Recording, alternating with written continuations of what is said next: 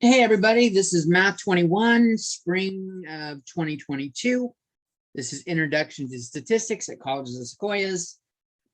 We had been covering section 5.5 counting techniques last time. We were going to do 6.1 and 6.2 today. We're going to get as much of that done as we can, but I wanted to finish up 5.5 real quick, and it was on counting techniques. So let's just remind you of a couple of the formulas real quick. So we had 5.5 counting techniques. And this is continued. Recall that we had NPR. And that was n factorial over n minus r factorial. And then we had NCR, which is a lot like NPR in that they both have the n factorial n minus r factorial, but NCR also has this additional factorial in the denominator r factorial. Okay, the differences between the two. Here, order mattered.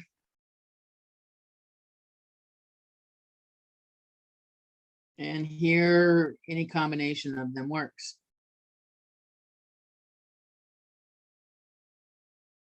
So order doesn't matter. One example I want to look at, let's look at the lotto. Let's pick a lotto. Anybody play the lotto at all, ever? Put the chat up.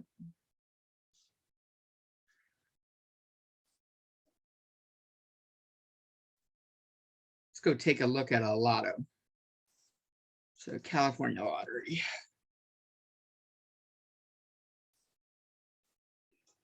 CALottery.com, that looks pretty good. Looks like Powerball's done kind of often. Oh, Mega Millions, that's always the fun one. Let's look at the Mega Millions when we get there.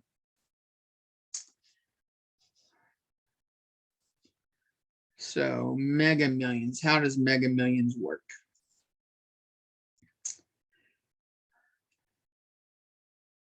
So how to play. Step one, you pick 5 numbers between 1 and 70 and 1 mega number between 1 and 25. So I'm going to write this on our little notepad before I switch back over to it.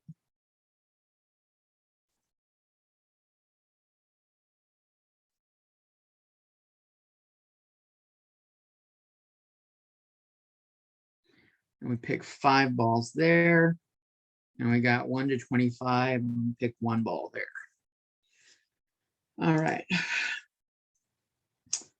So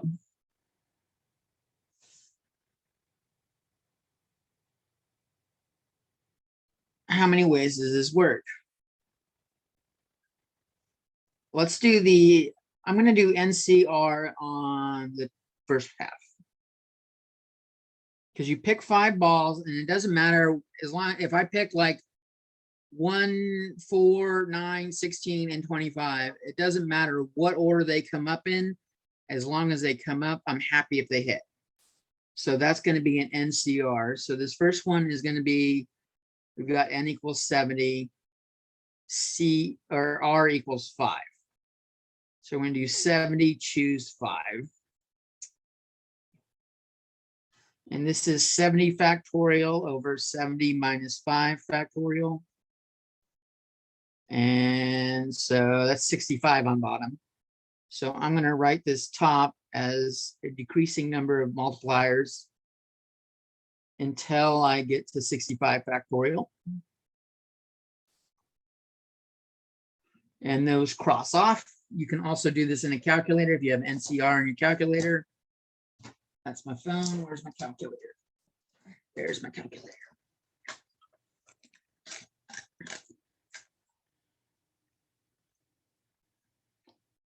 So 70, choose 5.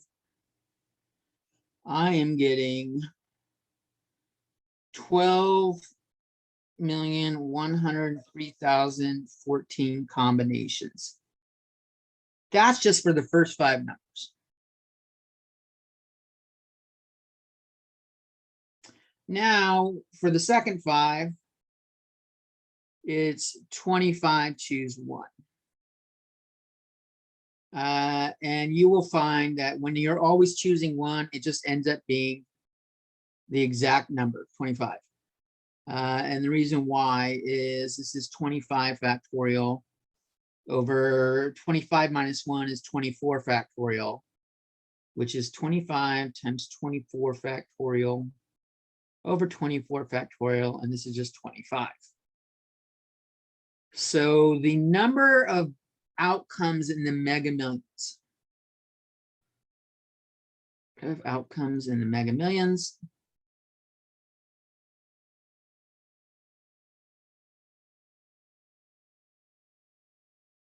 is, we've got 12,103 or 12,103,014, and we multiply that by the 25,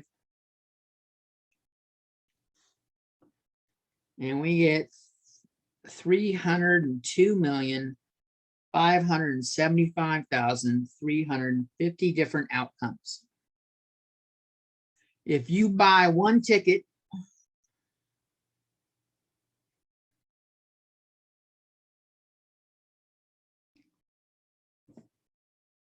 your odds of winning are, probability of winning with one ticket is you have one outcome out of that 302,575 or 302,575,350. And my calculator barely can show enough. I got 1, 2, 3, 4, 5, 6, 7, 8, and then the 9th digit is a 3. And if I wanted to shift that to a percent, I could. It's just 2 less digits because I move it right twice. So the odds of winning the mega millions are extremely low.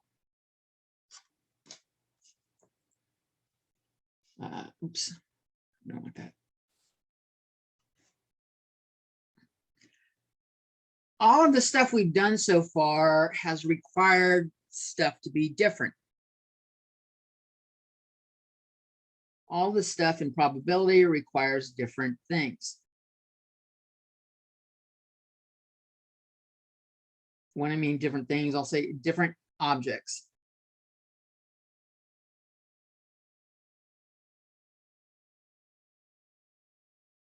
Like in the last example, when they do the drawing, they put 70 balls in like a bingo machine, and they draw, there's 70 different balls and they're each numbered something different.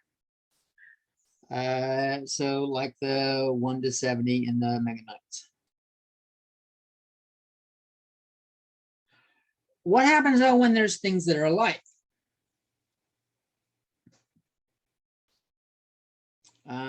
These are different objects or distinct objects.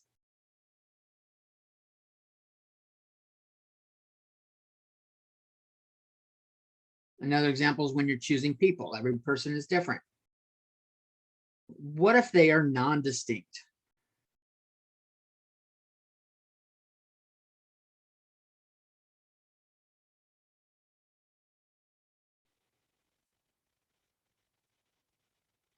Or you can't tell the difference between some of them.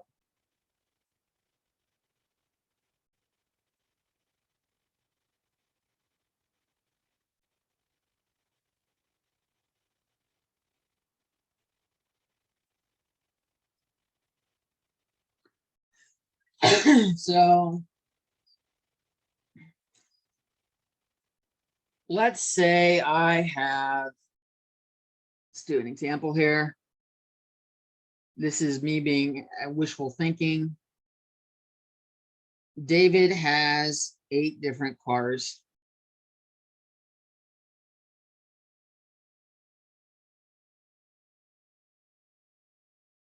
And I don't put my license plate on there, so you can't tell by the license plate. Let's say I have 4 Lamborghinis.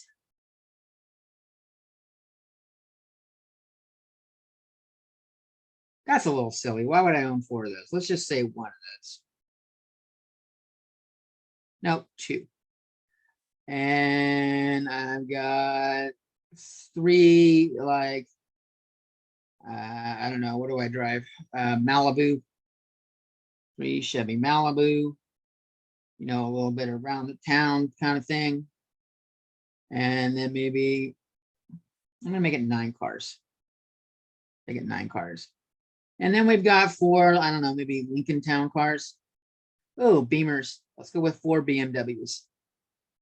And they all have the same paint job. They all look the same in the categories. How can I park them in my 9-car garage?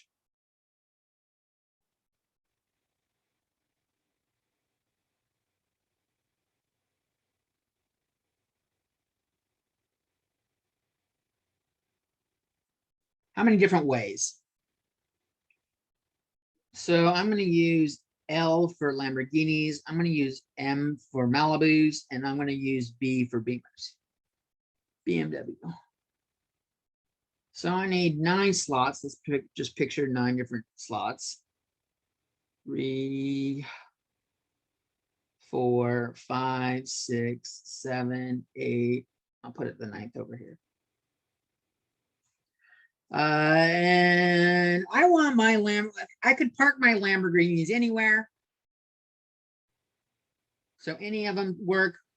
I want to park them on the ends because I want the cars to have the least number of access, ways to get hit by other cars when they're being parked. But I could park them anywhere. And so how many different choices did I have to park the Lamborghini? Lamborghini, I had 9 spots. And I placed 2.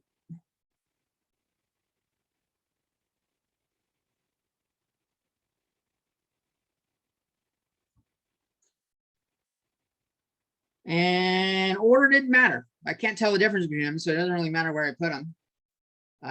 This will be 9 choose 2. Or 9 factorial over 2 factorial, and 9 minus 7 or 9 minus 2 is 7 factorial. I'm going to leave it like that for now. I'll come back to that in a second. Let's park my Beamers next. Where do the Beamers go? Let's say I put one there. I put one there.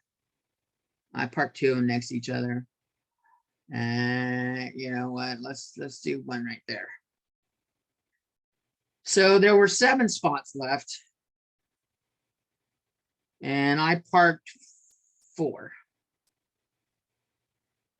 So I'm going to have 7 choose 4. 7 factorial over 4 factorial. And then 7 minus 4 is 3 factorial. And then I come along and I park my Malibus. And I have 3 Malibus and there's 3 parking spots. So I don't really have a whole lot of choice. 3 spots, 3 cars. It's got to fill them up. So this is going to be 3 choose 3, which is 3 factorial over 3 factorial. And then 3 minus 3 is 0 factorial.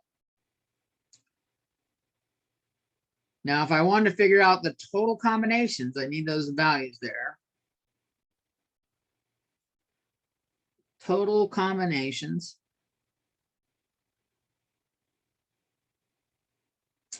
I'm going to multiply it. I'm going to multiply the Lamborghini options by the Malibu options by the BMW options. And you know what? I'm going to do it in order I calculated them, just because that makes more sense, because that's what we just did.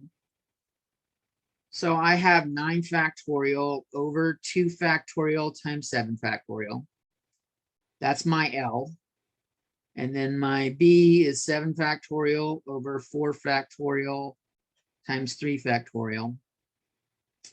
And then I got my Malibu is 3 factorial over 3 factorial and 0 factorial. And if I start canceling stuff out, the 7 factorial and that 7 factorial cancels out and leaves behind a 1. This 3 factorial cancels out that 3 factorial and leaves behind a 1. And 0 factorial is 1 also.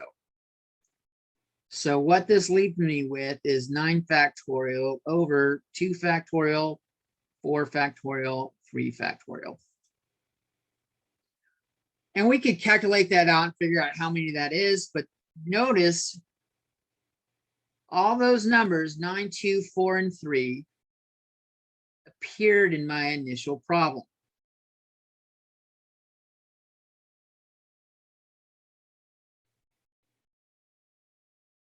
So that's this always happens.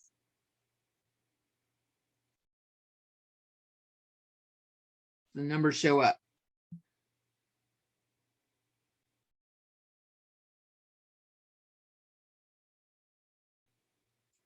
You have your total, or n factorial, on top.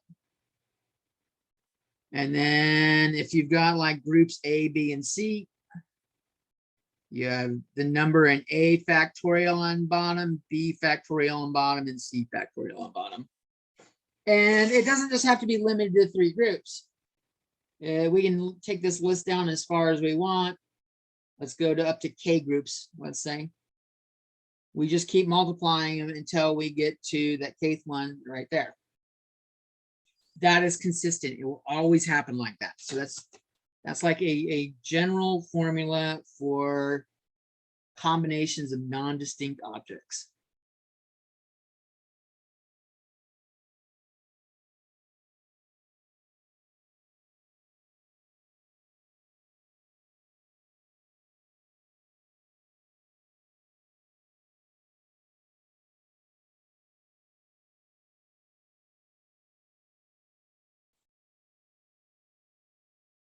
And if I called this N1, N2, N3 down to Nk, and the total is big N, we have N factorial over N1 factorial, N2 factorial, multiply all the way over to Nk factorial.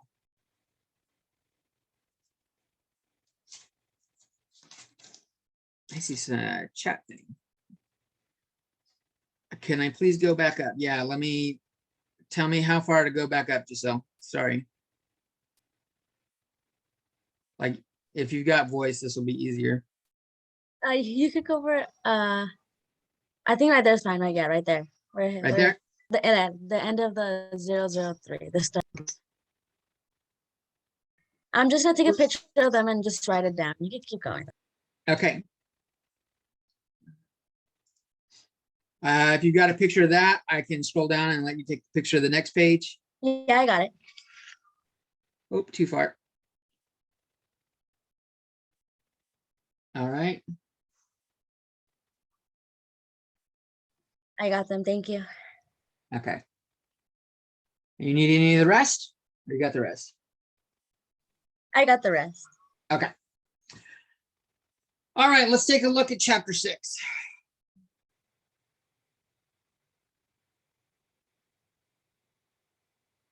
Chapter 6, we start looking at discrete probability distributions.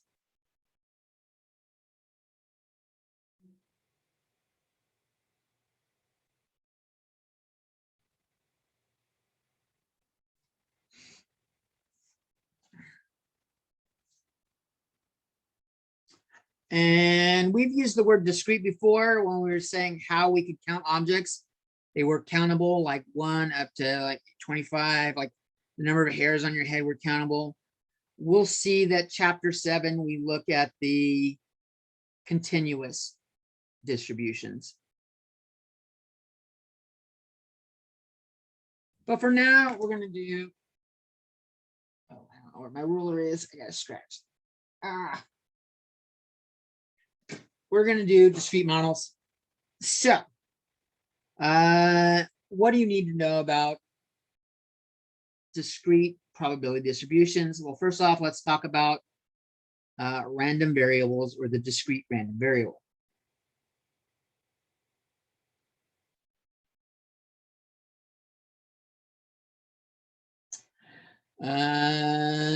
Some info that we're going to use, and we'll come back to it.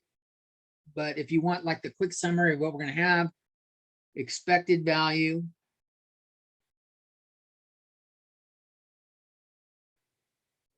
E of X, is the sum of X times probability of X.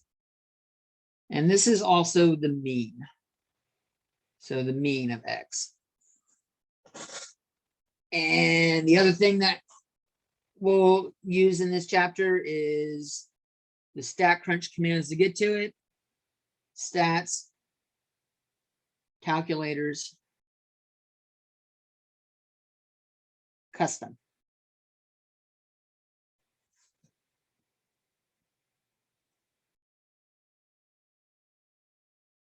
So let's start talking about what they are. Random variables.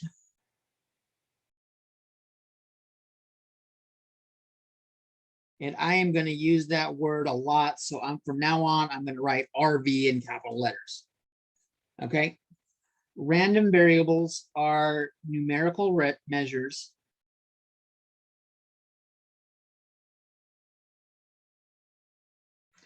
of the outcome from a probability experiment.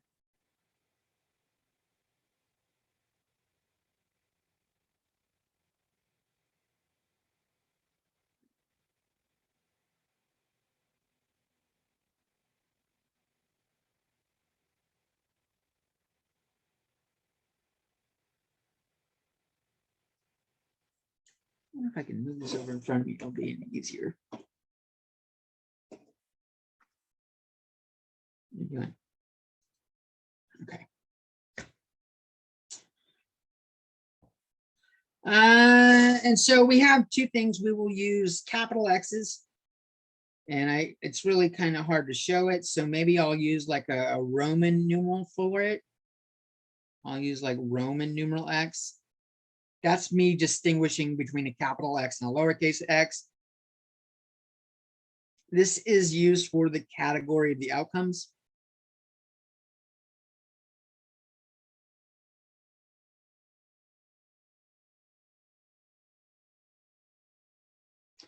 And lowercase x will just be X. I'll just use X. And these are all the possible numerical outcomes.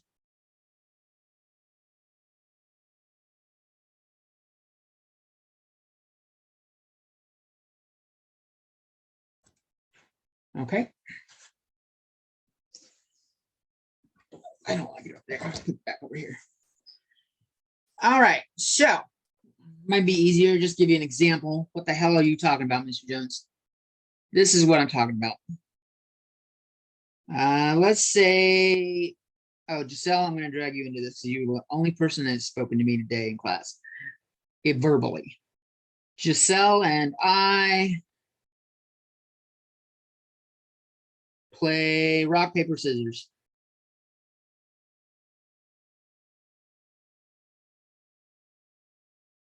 Five times.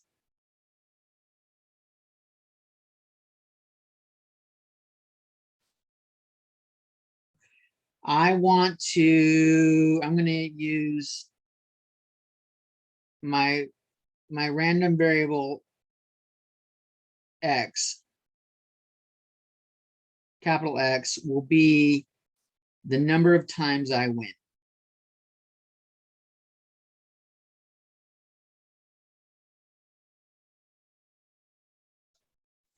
And it is Giselle, right? It's not Giselle.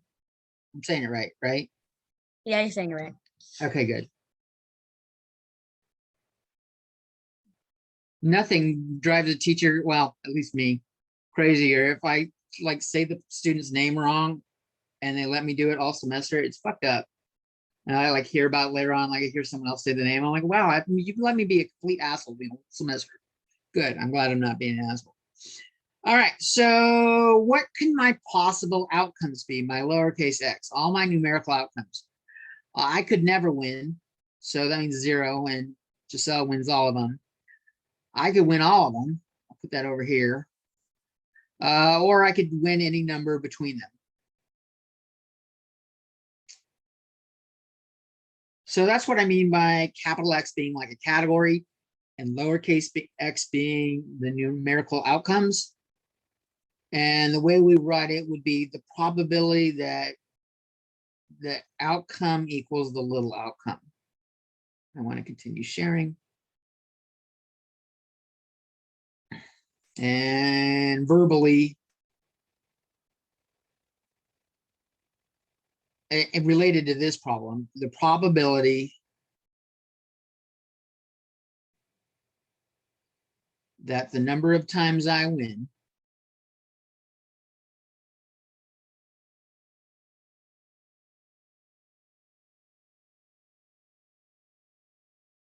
and that's my Roman numeral X, is a specific number.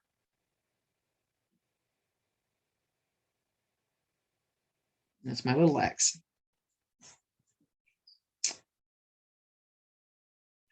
This is a discrete model.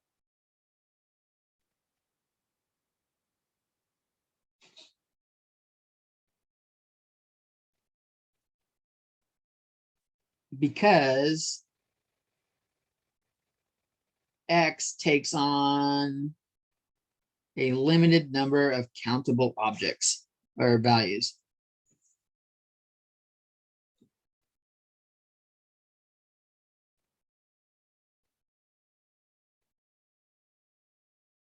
Here they were all in order, 0, 1, 2, 3, 4, and 5.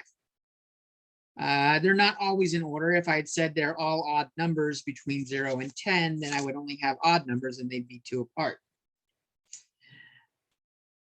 And so that's what makes this a discrete model, is they're countable. There's a limited number. We'll do the infinite ones, the continuous ones in chapter 7. And a probability distribution model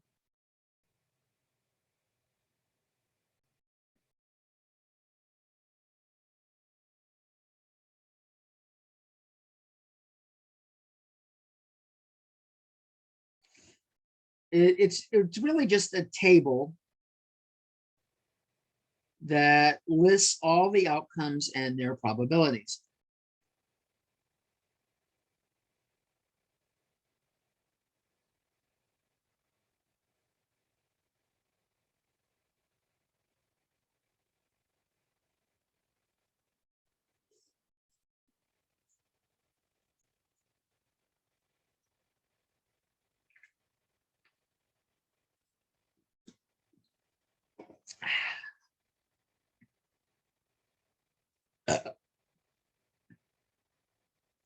Let's do an example. I don't want to give you the example for the rock, paper, scissors. We're going to do that in 6.2. So we'll start off with something simple. The number of movies streamed from number of movies streamed from Netflix by a user in a month.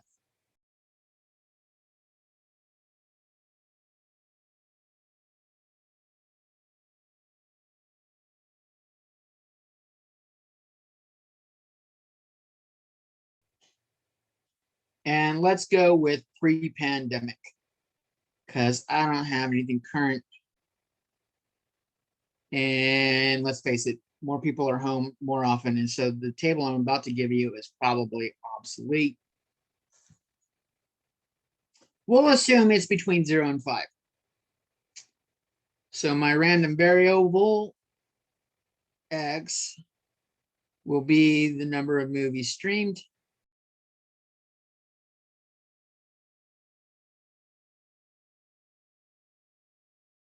And my X can take on values 0 through 5.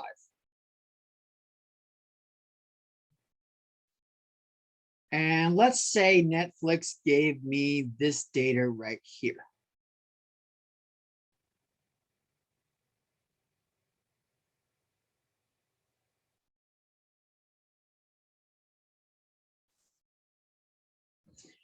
So for 0, the probability of x equaling little x is, let's say it's 0.06. The probability that x equals 1. I'm going to write all these categories real quick.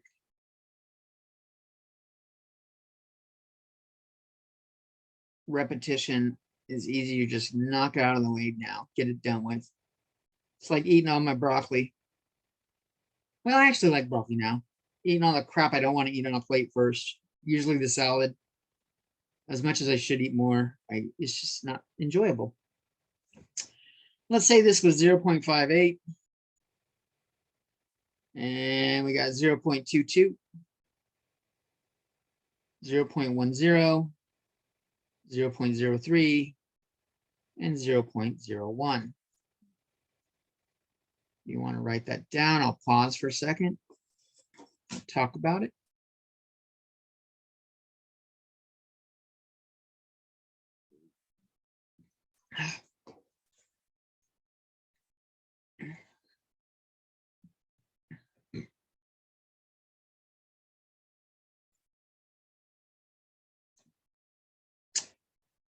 We had, if you remember, we had 2 requirements.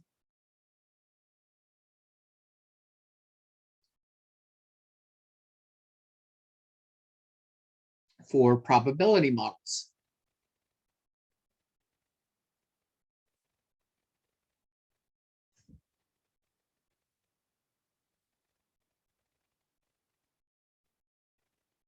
Any specific probability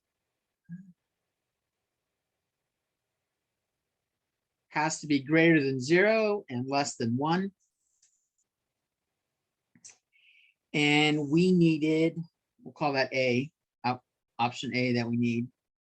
Option B, we needed the sum of all probabilities.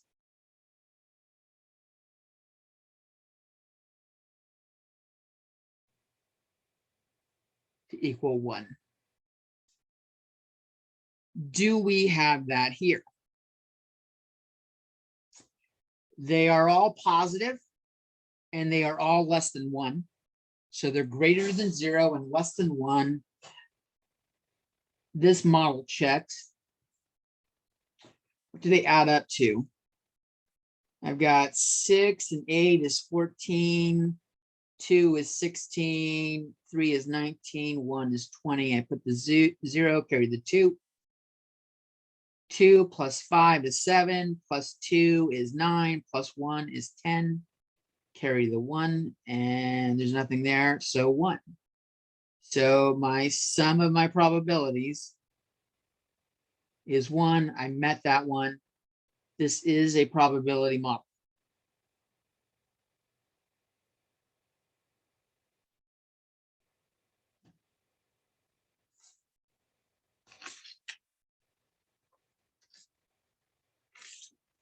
We could do a little, keep this on there. We could do a little histogram.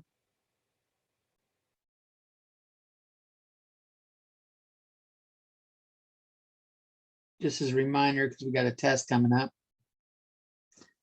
And the biggest value goes up to is 0.6 or 0.58. So I'll put that up there. This is about 0.3. Put a couple of dashes in between them. 0.06 for 0 is about halfway up. So that's that one. Probably X is 1 is up to 0.58 all the way up here.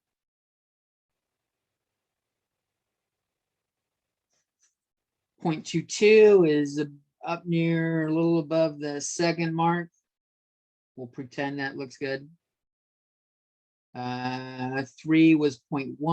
0.1 is this first dash right there. And then they just 4 and 5 are really small. 5 is almost invisible. But we have a histogram. And if we wanted to calculate a mean, how can we do the mean?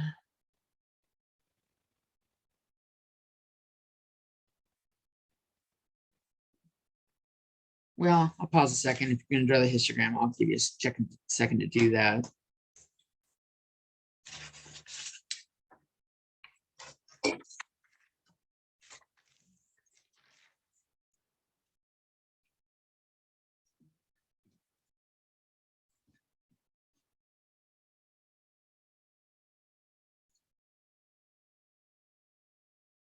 Okay. Well, if we had all the data,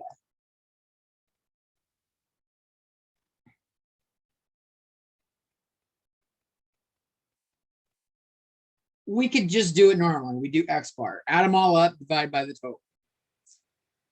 Here we don't. When we have a summary,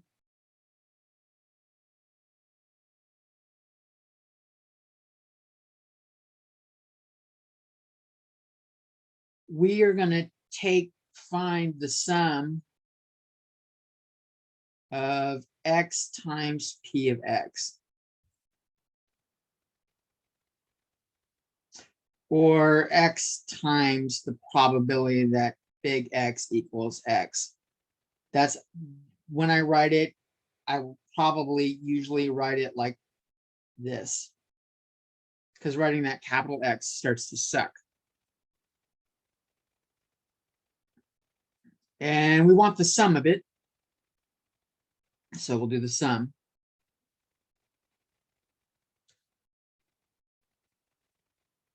And in that case, let's go back up, and I don't want to redraw the table. So I'm going to go back up to the table and we'll do it there.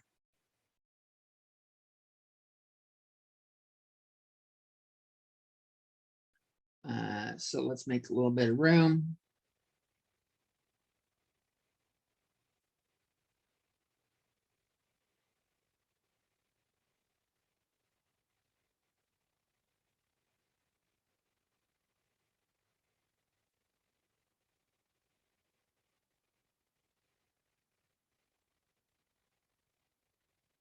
I wish it's erased faster.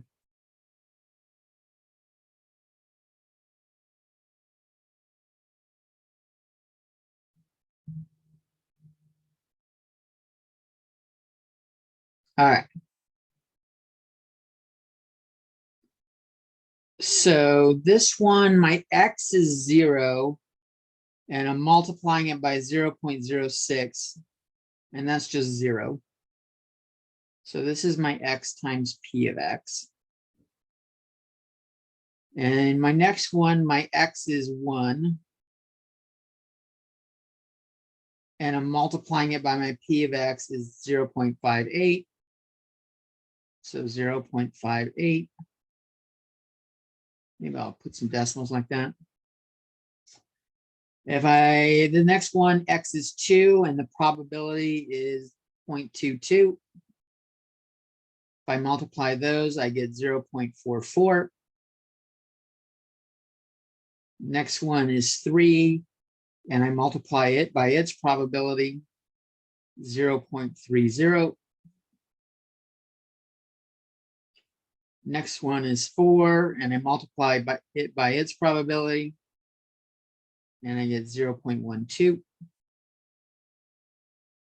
And finally, I have 5 times 0.01 is 0.05. And if I add them up, what do I get? Let's see, I got 8 and 4 is 12. Plus 2 is 14. Plus 5 is 19. I'll carry the 1.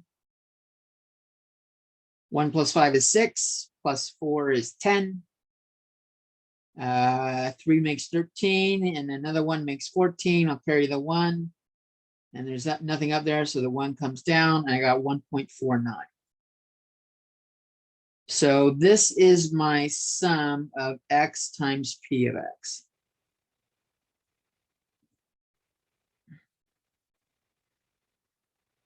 So this is going to be our mean. The mean of the random variable X is, in this case, 1.49.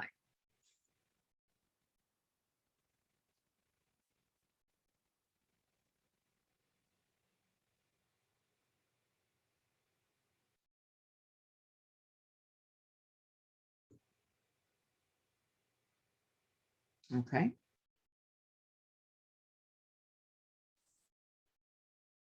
So if we have the actual data, this X bar gives us the actual mean. This sum of X times P of X is really theoretical. We think it's what it is, because we're only basing it off the data. They had to have given us an average. When Netflix gave us that table, we got an average. But we would find as the number of data entries we use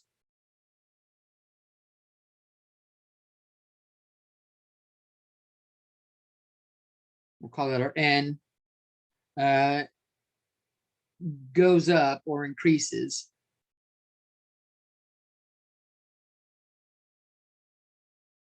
our computed mean is going to actually approaches the theoretical mean, such that they'll get so close that if you subtract them, X bar minus mu of X is going to be approximately 0 when N gets really large. So they get really close to each other as N goes up. We saw that before. That was the idea of the law of large numbers. We've talked about law of large numbers before. Eventually, having one more outcome doesn't really change the results.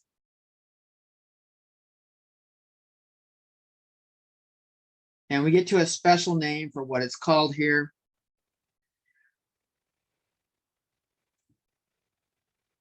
Since the mean value of a random variable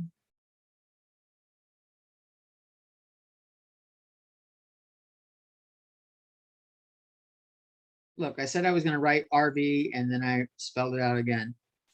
Mean value of a random variable, mu of X.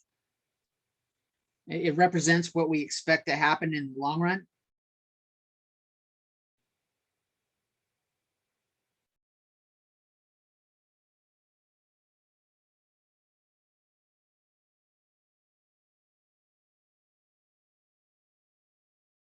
Like when N gets really, really large, we call it the expected value.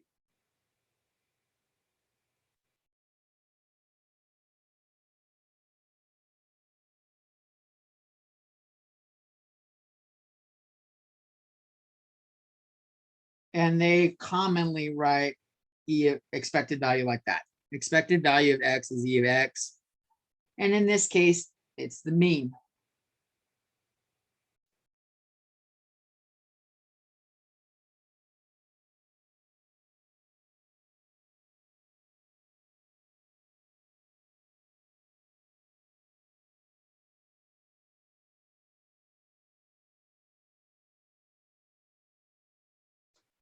Okay, how can we do this with let's talk about that mega millions. Oh, I don't remember the value. Let me go get the value real quick.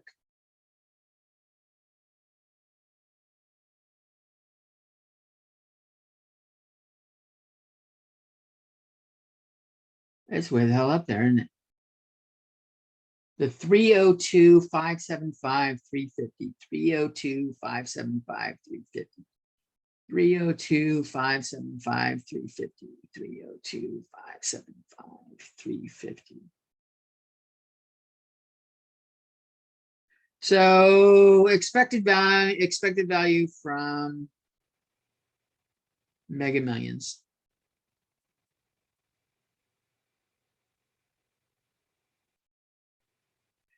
And in this scenario, since I don't know the probabilities of all the others, we're going to ignore every jackpot or every prize but the jackpot.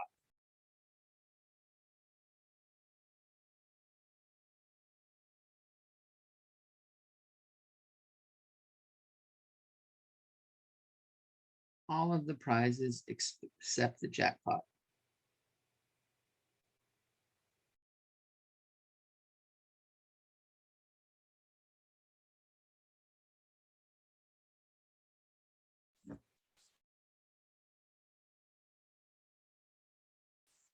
let's do a couple scenarios. Let's say the jackpot is, let's go with 150 million. Who wouldn't want to win 150 million, right? Do we have positive expected value if we buy a ticket?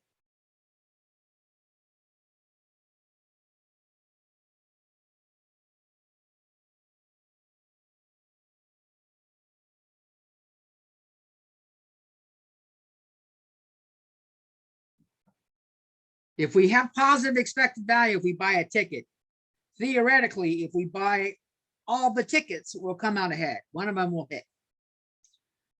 So how do we determine this? Well, we need to know that the Mega Million costs $2. The ticket is $2 ticket. And we just saw that there were 302,575,350 combos.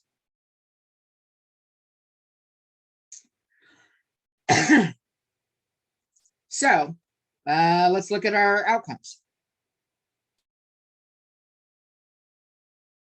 My outcome is I win or I lose, right?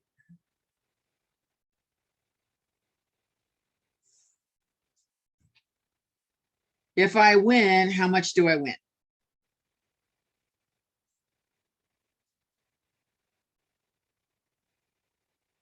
This is a legitimate question. It's not as obvious as it may seem. How much do I win if I win the jackpot?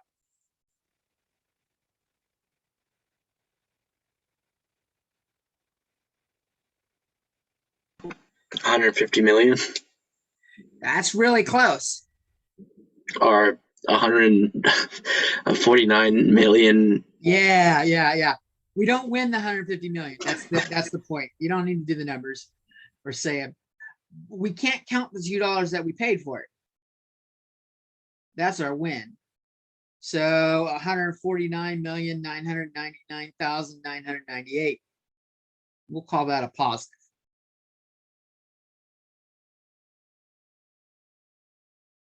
How much do I lose if I lose? $2. $2. That's a negative. So this is like my X. This is like a description of the categories. That's my X. My probability of winning is 1 over the 302,575,350. My probability of losing is 302,575,349 over 302,575,350. And so rather than doing a sub one, we'll just do our X times P of X.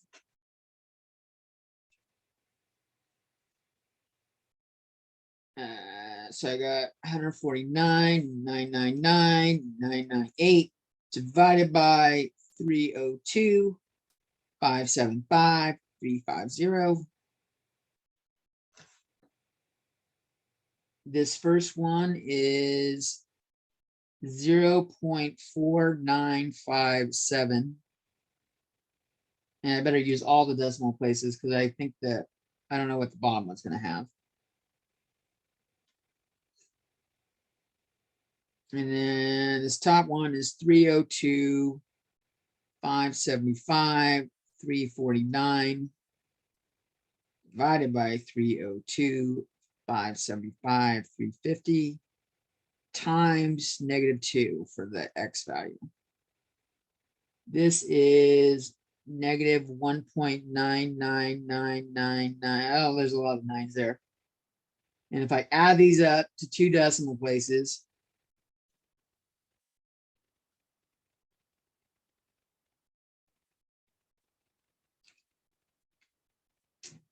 five, 7, 4, 4, 2, 7, 6. Adding them up, we get 1.50 or negative 1.5042. So negative $1.50. So if I bought every ticket combination there was, I would win the jackpot on one of them, but I would be down $1.50 on every single, an average of $1.50 on every single ticket. So this is the average loss per ticket.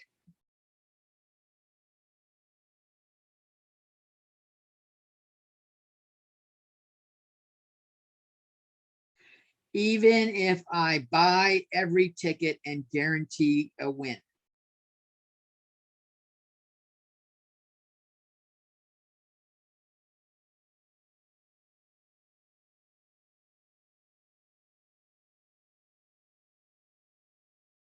Winning ticket. Well, that sucks. Now, obviously, there's more prizes in the Mega Millions. And so there's more ways to win and not lose. So this number is probably lower if we add in all the other ones. How could I pick? How big does the jackpot have to be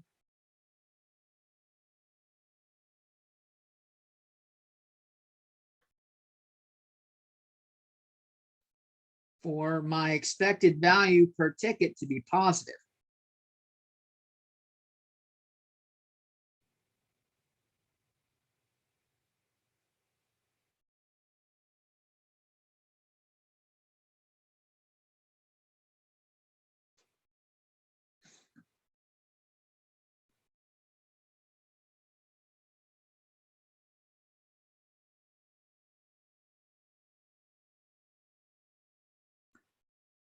Now that sounds like a job for Superman.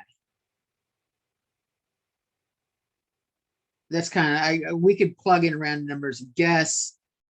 In fact, we will. Let's check this out in Statcrunch.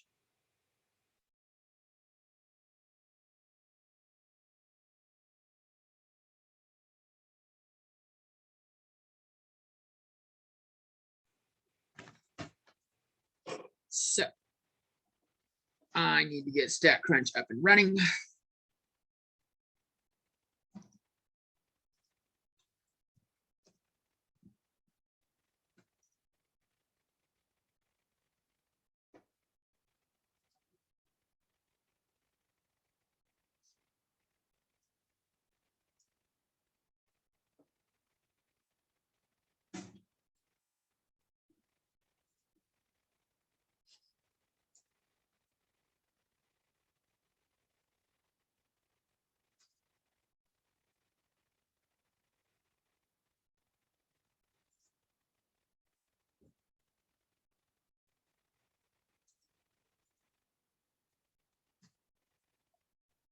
Okay, I'm in the Statcrunch. I'm going to show you where we need to go, and it'll tell us what we need.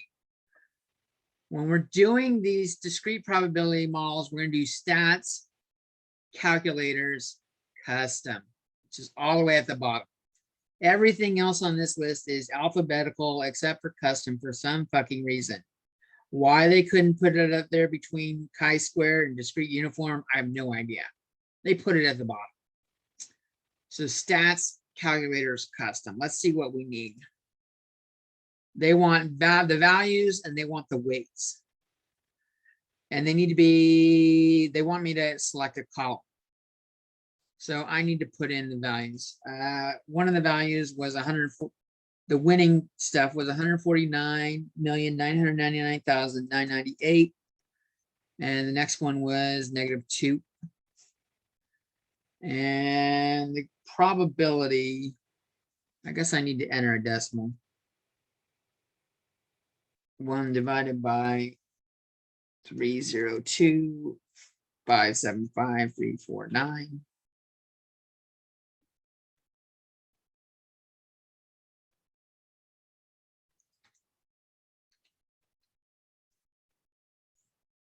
Okay, it's 0.000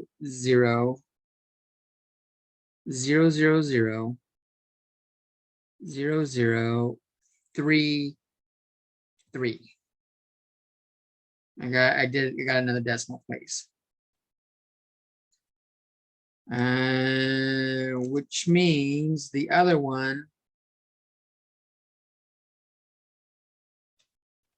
I could do the 302 divided that 349 divided by 350, or I can do 1 minus that value. And I get 0.999999967. And they just say it's 1, but it's really not. And so now we're going to do that, and I can label this is my X, and this is my P of X. So I can do stats, calculators, custom. Values are your X, and your weights are your P of X.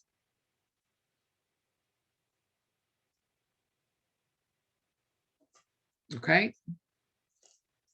Values are X, weights are P of X. So I'll click compute and see that it gives me that negative 1.505. That's what we calculated on the calculator. They did the mean for us. They even have a standard deviation for us. That's crazy. We don't want to do that by hand ever, unless we have all the actual data, but they give it to us here. So how can I, like, we had 150 million.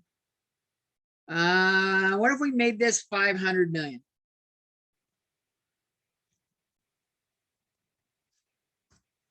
And we just say update this. We just do edit and we do update.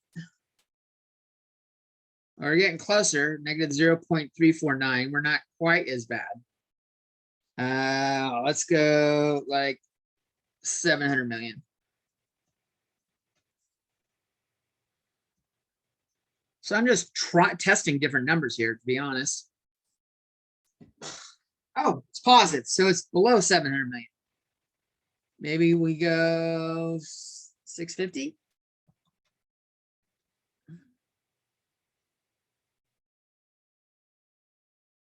Enter. I will recompute. Lower. 600.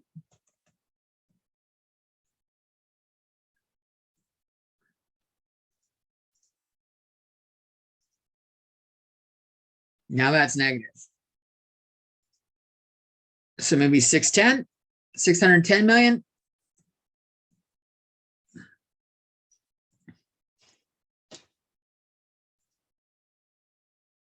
Oh, I gotta say edit and recalculate. I changed the wrong thing. God damn it.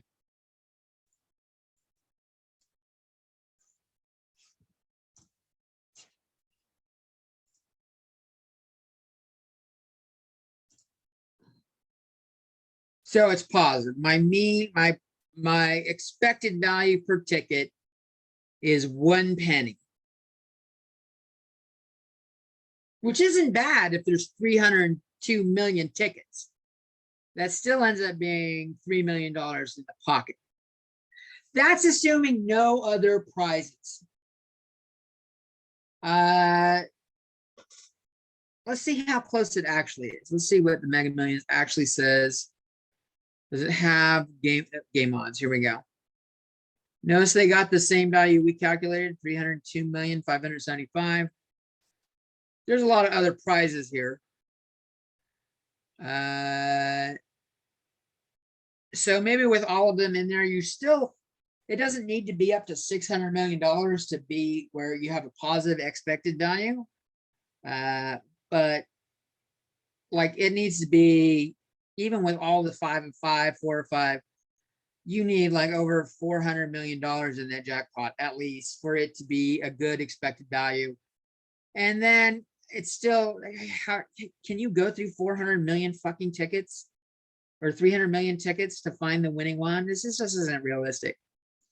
So Mega Millions is like really hard to pull off. We need a lot of it. We need, without other prizes,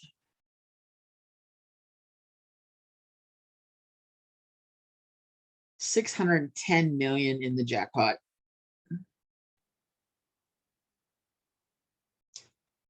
And with other prizes, maybe down to 400 million. I'm just estimating here.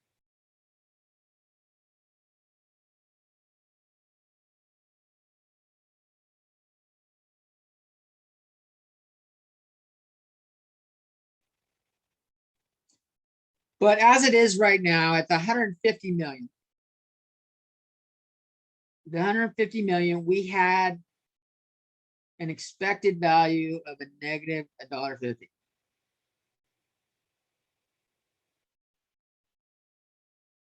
Was that any of my outcomes?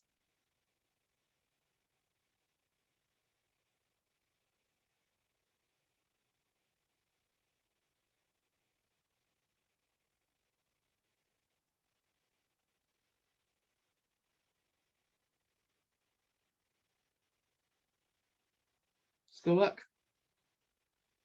We had negative $2 or 149,999,998. So no. This is a very, the reason why I bring this up is because the homework will try to trick you. It will give you an expected value that matches one of the numbers and it'll go, is that why? The expected value, let's do this in a different color.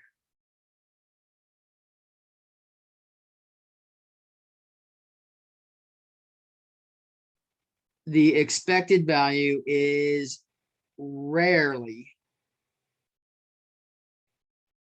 and I can't emphasize that enough, even with capital letters, one of the outcomes.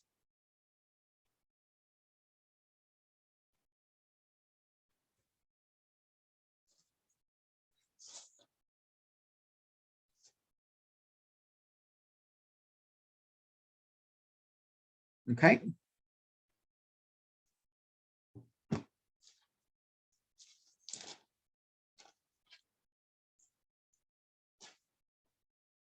Let's look at another game, gambling game. Let's talk about roulette.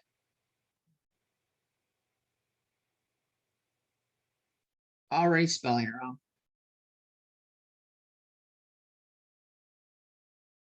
Roulette. There's two versions of the game generally. All versions of the game come with the numbers 1 through 36 and a 0. And the most common form of the game in the casinos has 00.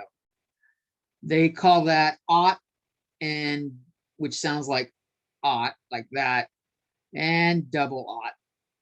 They don't say 00. And let me just show you a picture of a roulette table. I'm not going to draw it, but it's worth knowing.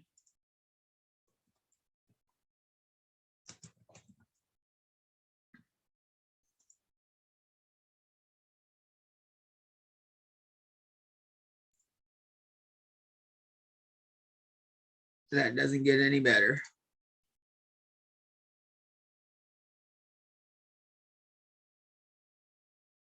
That's not bad. So they've got this wheel that spins. They spin the wheel one way, they shoot a marble the other way, and it goes round and round and round and round on the outer edge. I don't think the wheel ever slows, but the marbles eventually loses momentum and falls in one of these holes. This is a table with just a single 0. I want a table with a 00.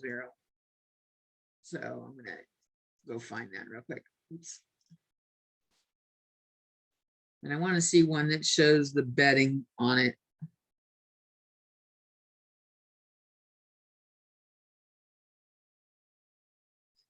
That might work. Yeah, that'll work. So these match what's on the wheel. Same with the colors. Some of them are red, some of them are black. Half are red, half are black, and they're not alternating. The reason they don't alternate is you can bet on odd or even. Odds right here, evens right here. You can bet on the color. You can bet that it's in the first 18 numbers. You can bet it's in the last 18 numbers. You can bet on one of these rows, any number that's a multiple of 3 in that column. These numbers or these numbers. You can bet on a single number, put all your money on, like, let's use 13. I like 13. That's a good number. You can put your money like crossing the boundary where it's on 13 and 14, and it pays less for each number. You can put it on a corner where you're betting on 4 numbers. There's a lot of ways you can bet. Bet on the first 12, second 12, third 12. You're betting that the marble lands on that thing. And as the marble slows down, they will eventually say no more bets. And it's not before, they stop it before the marble starts falling. So it's spinning round and round. So let's look at how we can calculate the bet. So we're going to look at the double odd game. There are a total of 38 outcomes.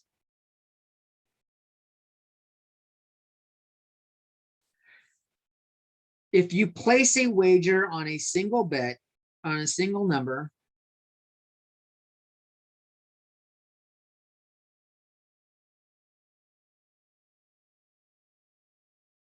pays 35 to 1.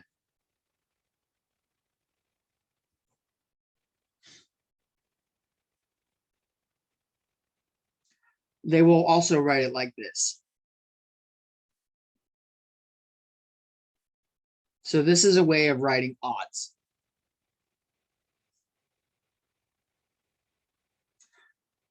What this means is that if you win, you win $35. If you lose -$1.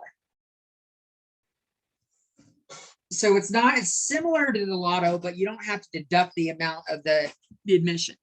You don't lose your bet if you win. You get it back. So you keep your dollar and you get $35 more.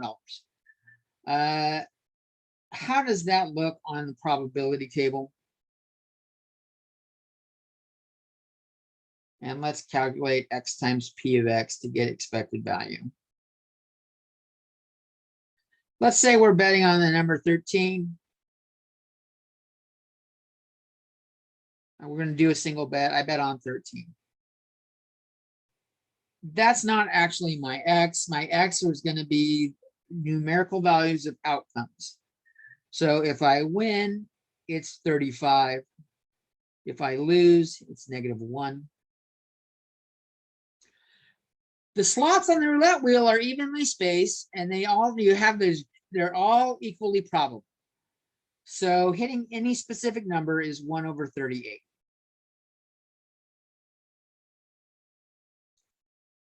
And there's a couple ways of getting the other one. The other one obvious way is just going, how many other spots are there? There's 37 other spots. The other way of calculating the probability of losing, recall that probabilities have to add up to 1.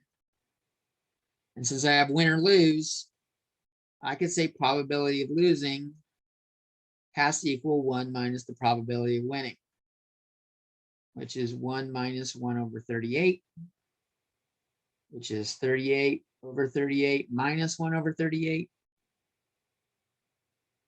And that gives us the numerators over 38, which ends up being 37/38, which we could have just easily counted and gotten to 37, but it's not always that easy. And I wanted to remind you that's one way of doing it when we have 2 outcomes.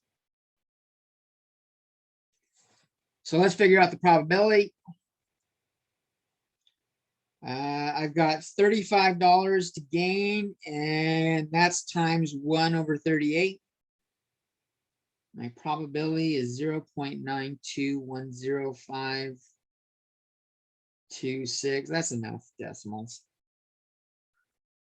And then what about 37 divided by 38 times -1? Negative 0.97368. That's pretty good.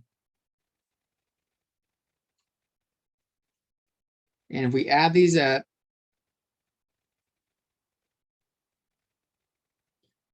my expected value is 0.05. There's a couple more digits, but it rounds to that. This is the mean or the expected value. This means for every dollar I bet at a roulette table,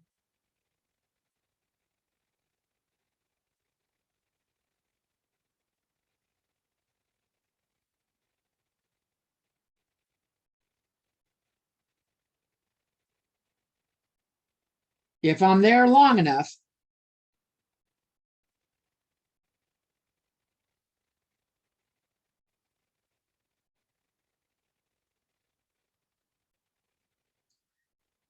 I am going to lose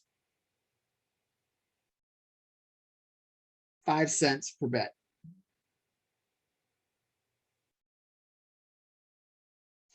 Obviously, that's none of the outcomes. I could win 35 or I could lose $1. 5 cents is not any of the outcomes, but people never bet $1. They often bet a lot, and they play for a long time. They'll sit at a roulette table for hours. You could probably get in 100 games in an hour, and the casino doesn't really look at one person. They're looking at everybody that plays. In the long run, they win 5 cents for every dollar bet. They will have to pay out some big winners, but in the long run, they're up a nickel every time. That doesn't sound like a lot, does it? What if a casino has 100 million bets in a month, though?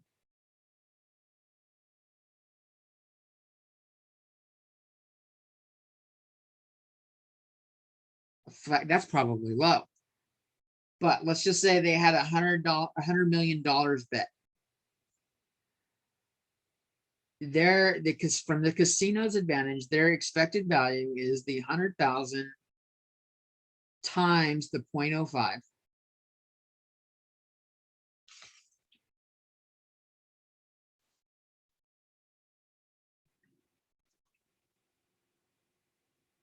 Is 5 million.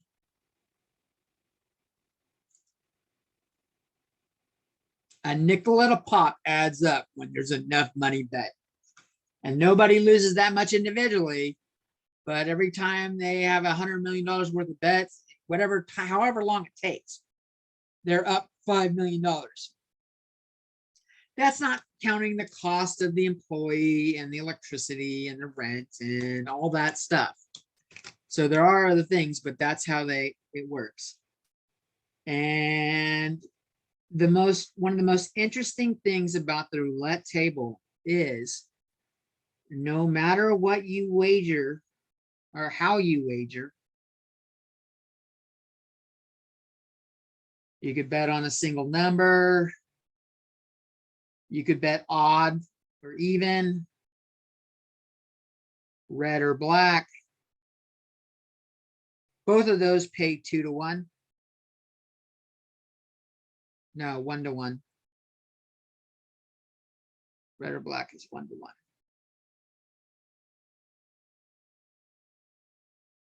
It's the same outcome. It's always 0.05 cents difference. There's something about the way they set the wagers, how much they pay out, such that this is always true. It's kind of neat.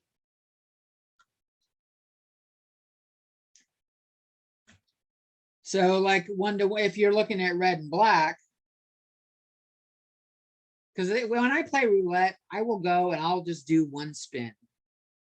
Because I know this rule, the long run, I'm going to lose. The more I play, the more I'm going to lose. The best chance I have to win is just going gung-ho all at once. Bet it all at once. So this is how I play. How Hefe plays. First off, I'm a cheap ass. I don't bet a lot of money.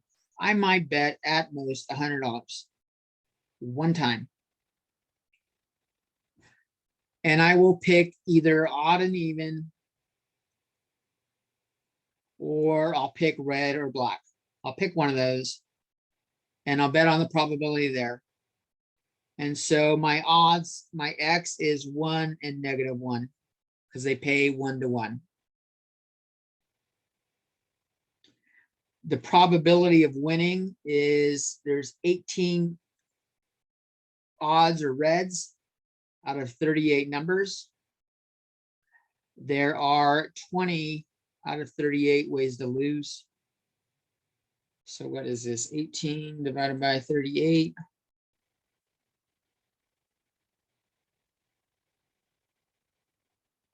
$0.47368.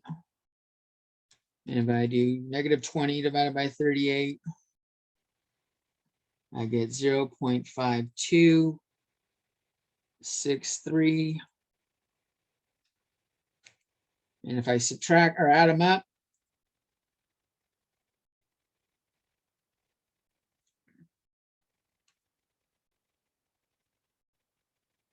-0.05 negative. It doesn't matter what you bet. So here, I'm either gonna win $100 or I'm gonna lose $100. That's why I do just one bet. I'm either gonna win or I'm gonna be out. That's my greatest chance of winning, walking away with $100 or walking away with $200. The greatest chance of doubling my money is just a single bet. Let's look at another one. I think we're gonna get 6.2 done next week, apparently, or yeah.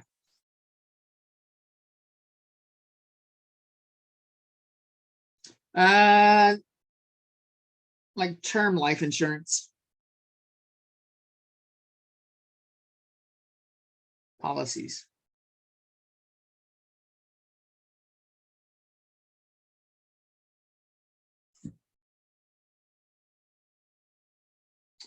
A lady pays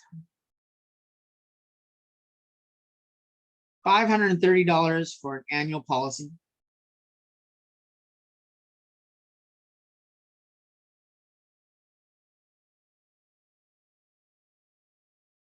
Let's say on her husband, because she doesn't, well, no, annual policy.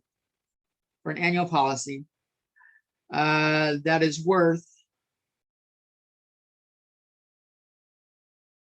$250 million or 250,000, $250 million. That's a low premium for a big outcome. It is worth $250,000 upon death.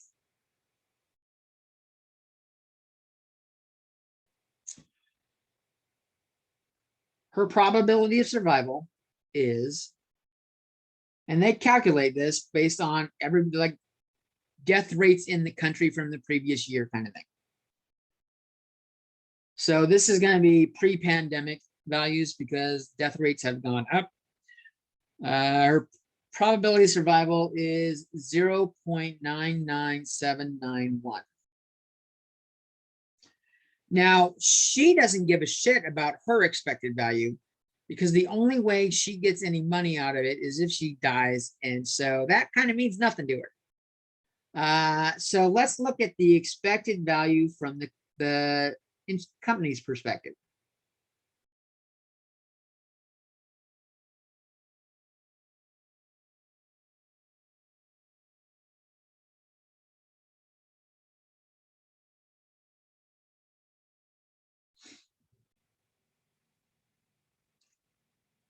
So I'll have my X. Well, first we'll do my outcome.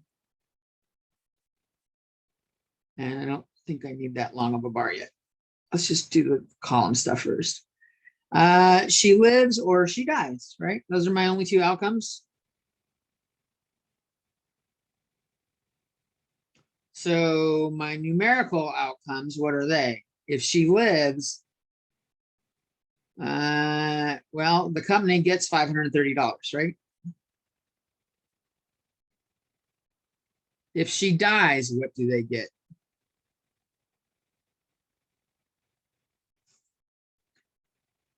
Just like the lotto, they don't pay out 250,000.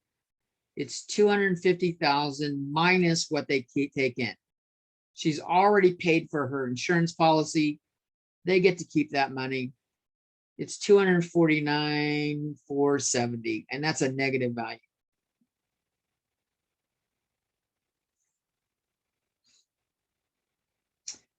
Our probability of living, they gave that was 0.99791.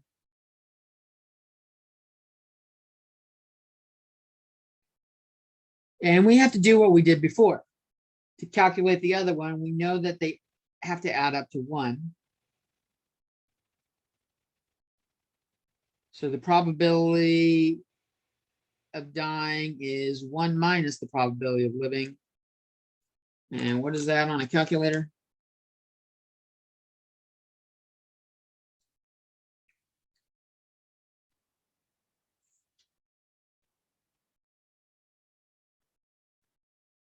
.00209.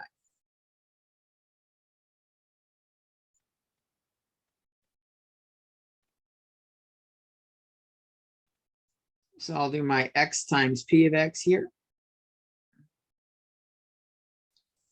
I already have that number in my calculator for the dying one, so I'm going to do that first.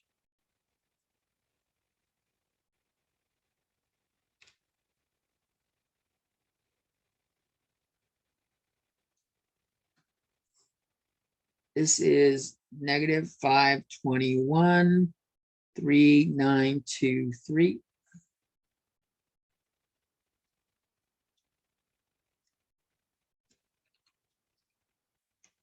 530 times that 0.99791 is 528.8923.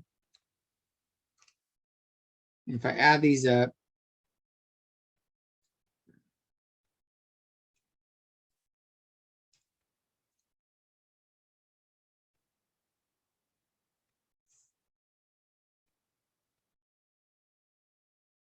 I've got 7.563.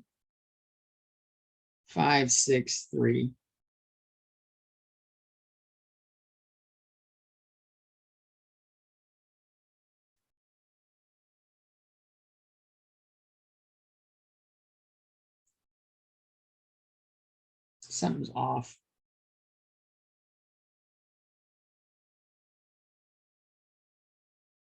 Let me do that, redo that probability. 1 minus 0.99791 times 249,470, 529. I transpose those numbers. That's what's off. That should be 923 right there. And that changes this to be exactly $7.50. So what does that mean to the life insurance company? This is the mean or the expected value.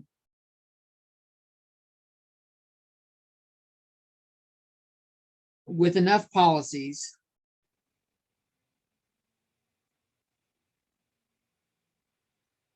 they average $7.50 per policy per year.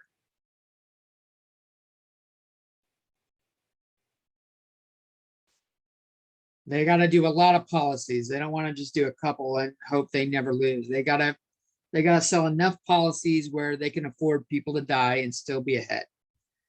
$7.50 doesn't sound like a lot. And again, it's not any of the outcomes. 530 is what they gained, at negative 249,470 is what they lost. Let's say 500,000 policies.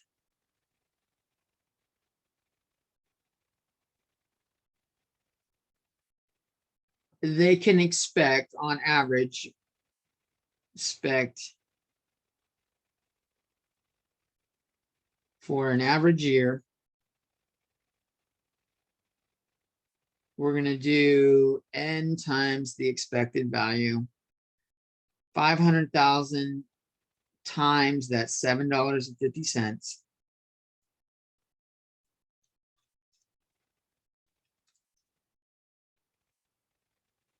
is $3,750,000.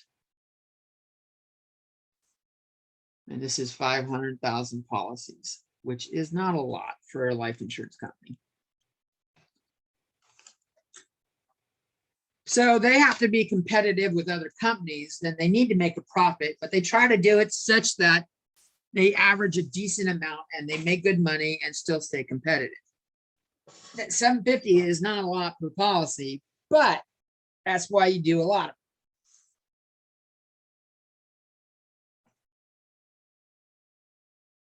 it. We can do this in Statcrunch. Let's go over in Statcrunch and see that we get the same stuff.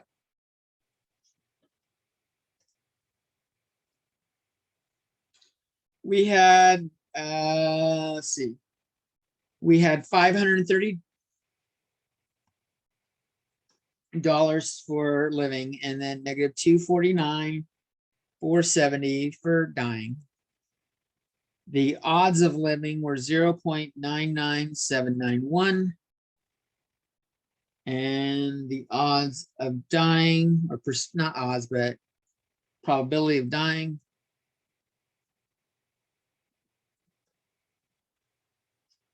and so we'll go stats, calculators, custom. The values are in the X, the numbers, actual values. The weights are your probabilities. We click compute. And we get the $7.50.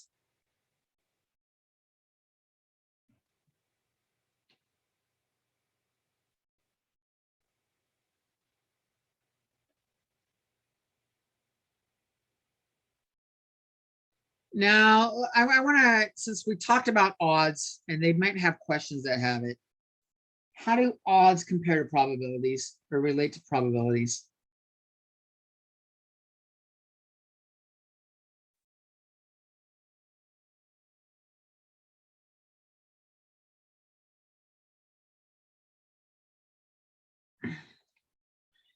And I'm going to ignore the casino odd. I don't want to use one where it's the probability, the odds of the payout odds do not match what happens. So let's say the odds of it raining. I'm making this up. Odds of it raining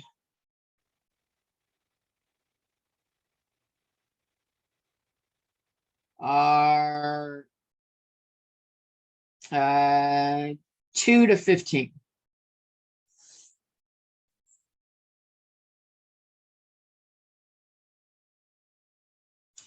Or they'll say 2 to 15.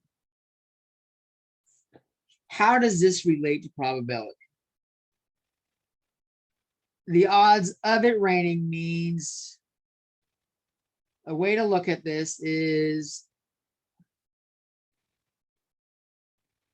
if we add the numbers up.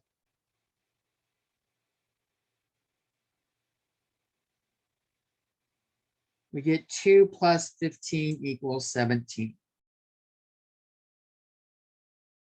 So the odds of it raining lead to, for every 17 days,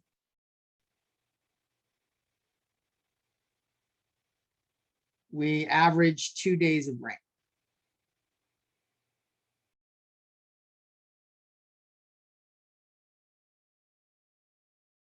So the probability of rain with those odds is 2 over 17, or 2 over 2 plus 15.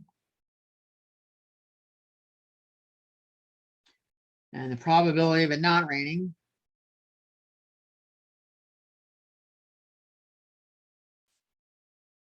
is 15 over 17. which is 15 over 2 plus 15. So when you're converting from odds to probabilities, that's how it has to end up working.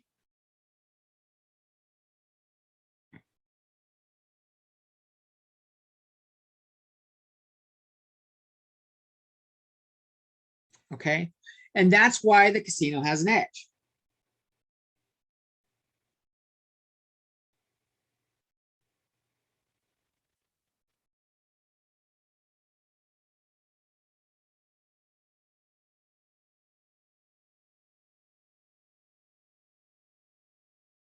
There's 38 outcomes. If it came up truly in the long run, it should be a uniform distribution. You should get as many ones as 13s as double zeros, which means in the long run, the probability of winning on a single one would be 1 over 38.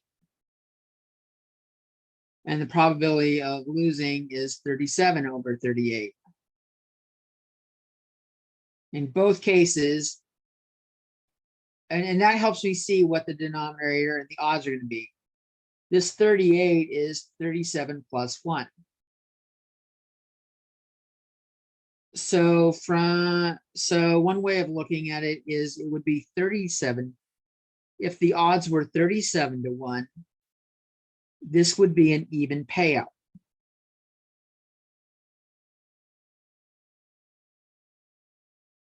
And the casino makes nothing in the long run. In fact, loses because of the expenses.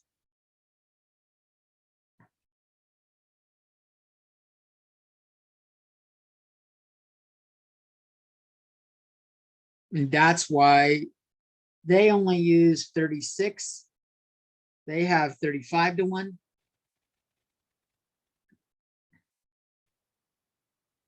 Gives them a denominator of 36, effectively ignoring the 2 zeros, 0 and double zero.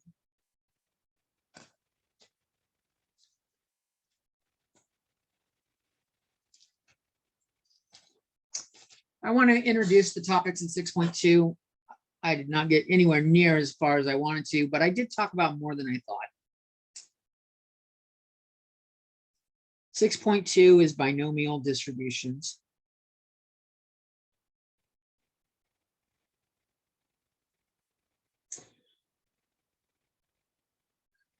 For a binomial distribution, we need 4 things must happen. Must be true.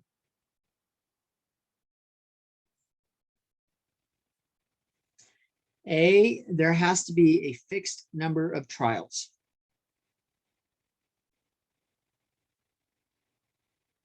Which means they're predetermined. I gotta know this number ahead of time.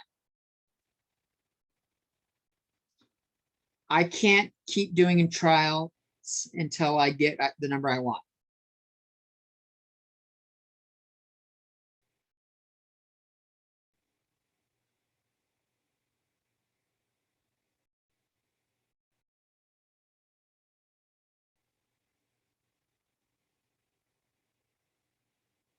Okay.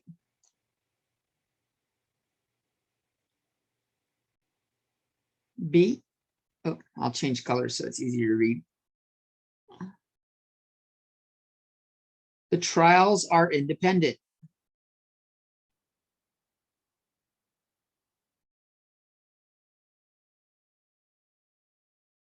One trial doesn't affect the outcome of the next.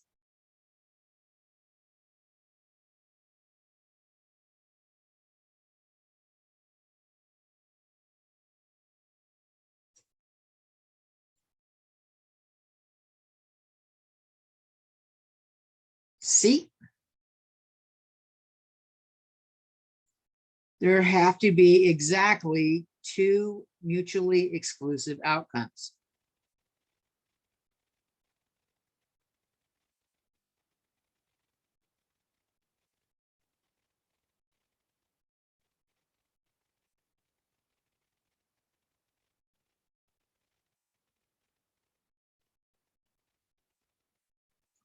And D, the probability has to remain fixed between trials.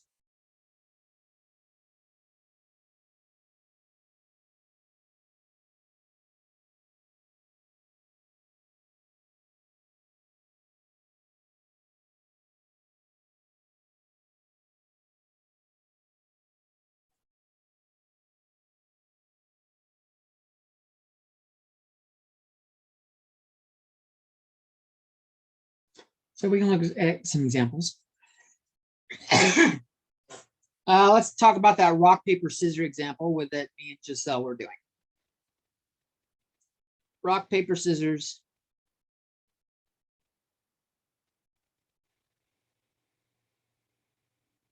Lizard Spock, if you watch Big Bang Theory. Is this binomial?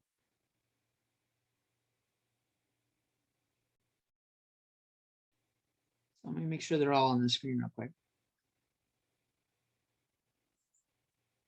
We played, and recall, we played 5 games.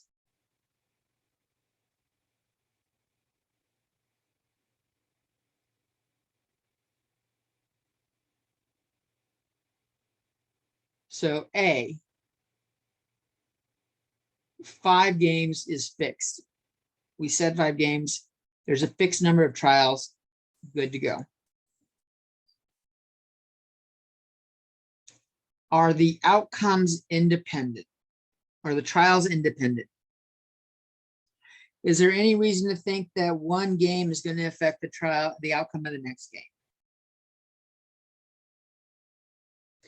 Maybe if you have someone that's really good at psychology and can get a read on somebody, in the long run, you might be able to figure out what they're going to throw next with more than 50-50 shot or a third shot.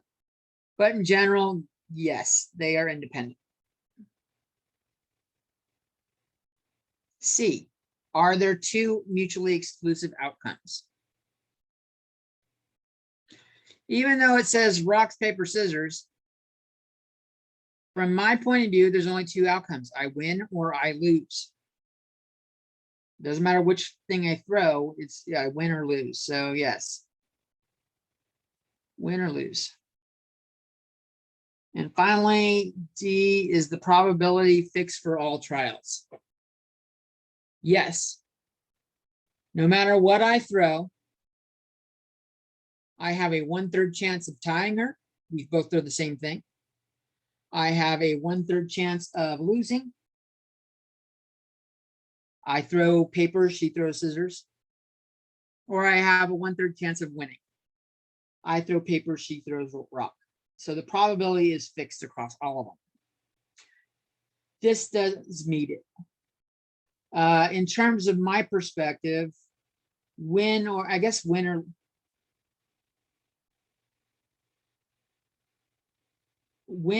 shouldn't say win or lose. I need to change that because I was only tracking the number of things I win.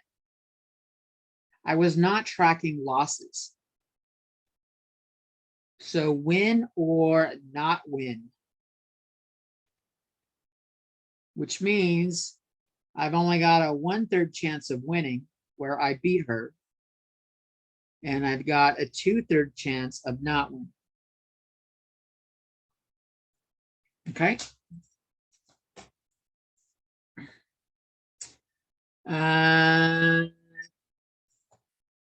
Look at another example.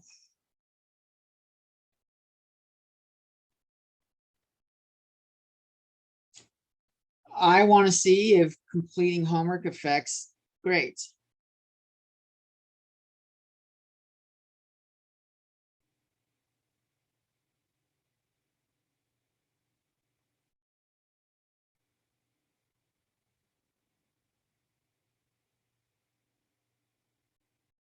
So I go through 2 student scores.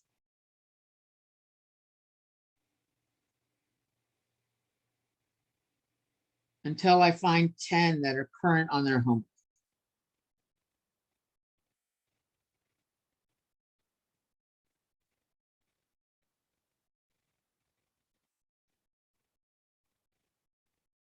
Let's say HW.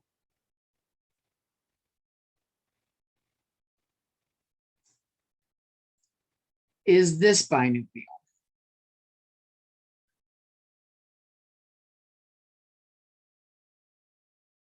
So is there a fixed number of trials?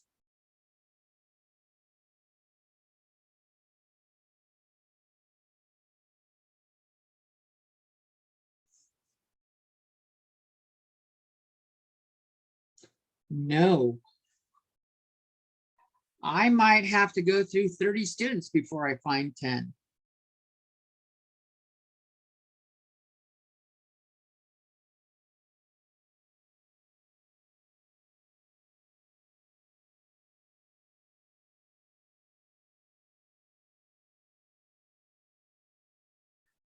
And it's probably higher than that. I don't even want to, I can't bring up the grades and show you guys how everyone's doing. But even though there's 98 students still in the Statcrunch or the My Math Lab course, I think I probably still have, even though it says 98, some people have dropped. I bet I'm down to 90. I bet there are not 10 people that are current on their homework. People tend to lag on their homework and then try to rush to get it done all at the last second. So it'd probably take me a lot more than 30. Let's look at another example.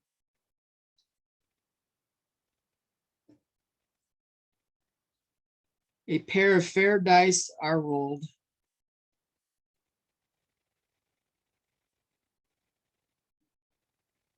Ten times.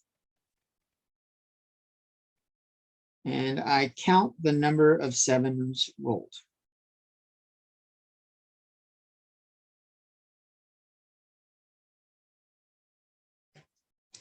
Is this binomial?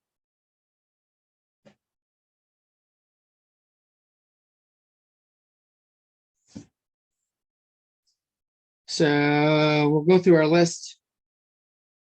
The first thing was fixed trials.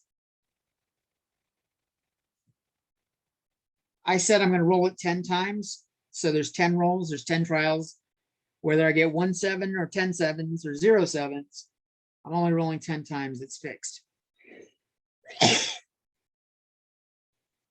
Are they independent trials?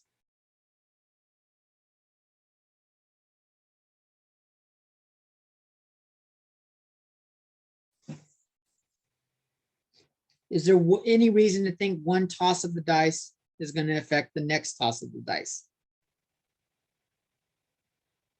There's no reason to think that there's any relationship. So yes, they're independent. Next one was mutually exclusive outcomes.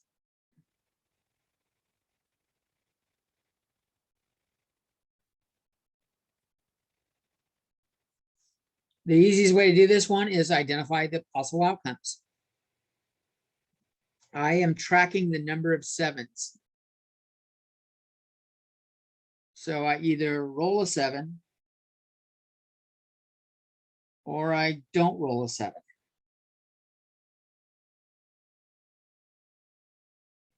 Sure, I could look at it as 2, 3, 4, 5, 6, 8, 9, 10, 11, 12, but that's not what I'm tracking. I'm not tracking the other numbers. I'm only tracking sevens. So yes, there's only 2 outcomes. Roll a 7 or don't roll a 7. D, is the probability fixed?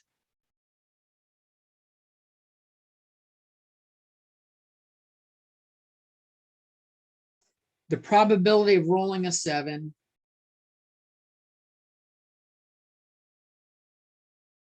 is 6 out of 36 when you roll 2 dice, which is 1/6. And the probability that X does not equal a 7 is 30 out of 36 or 5/6. It is fixed. They don't have to be equal, but they have to remain the same between throws. So yes. So this is a binomial experiment.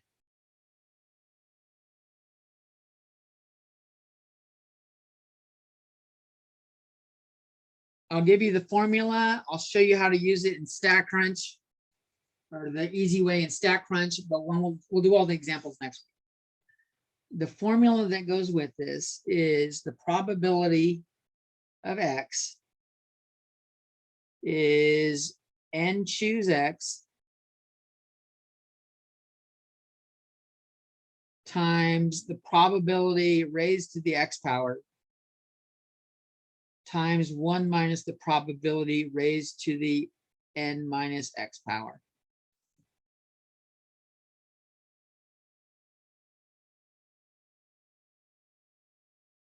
Where N is the number of trials,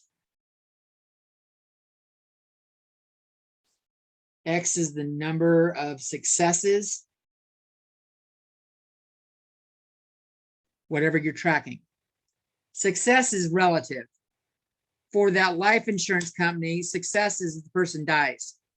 So it's not always a good outcome from a particular perspective, but it's a success for that insurance company. And P is the probability of success.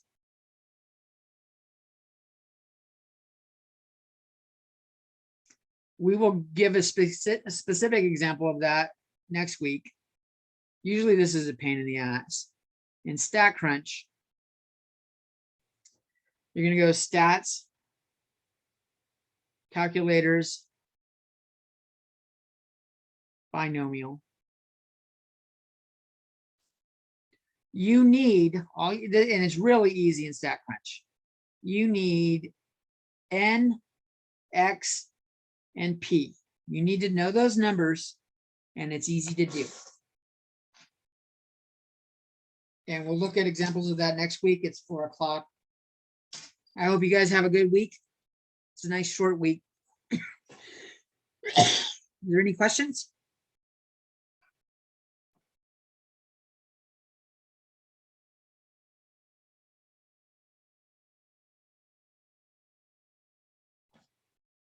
All right. I will see you guys later then. Peace. Thank you, Mr. Jones. No problem. You guys have a good day.